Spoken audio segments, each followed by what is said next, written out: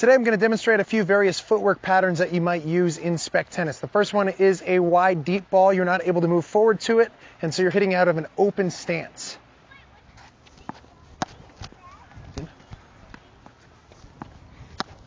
Notice I end up on my outside leg to play this ball. I'm actually getting off the ground a little bit because I'm pushing up from that leg to hit the shot.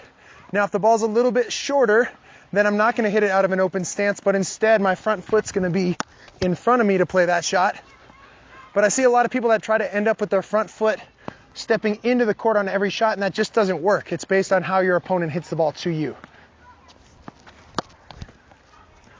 Now, one thing that's important with all these footwork patterns, though, is that you land on the ground with your last step just prior to hitting the ball.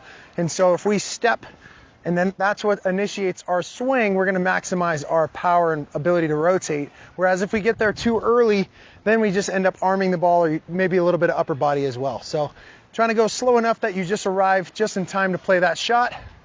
And so that step is what causes that momentum. We'll show you a couple backhand examples. Wide backhand, open stance, wide backhand for a left-hander. I'm pushing off my outside leg because I don't have the ability to step into the court. One more, just a little deeper.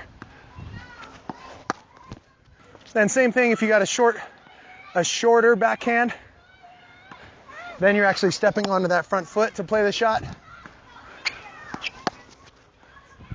And then in most of these footwork patterns, we want to turn before we start running. So if I'm going this way, what I mean by turning is turning my shoulders. I'm going to step out, my shoulders are going to turn on my first step so that I'm ready when I arrive at the ball. There's a few exceptions to this. If you have a really short ball, maybe you're chasing down a drop shot, you don't want to turn first because that might slow you down getting to the ball. So we're going to run and then turn later if we have time or if we even feel the need to, depending on what kind of shot we're going to hit. So in this example, I run and I turn later, or if I wanted to hit a drop shot there, I wouldn't need to turn at all necessarily. So I run, then I turn, then I hit. So I'm trying to time that. A couple examples on the backhand. I run, and then I turn and hit.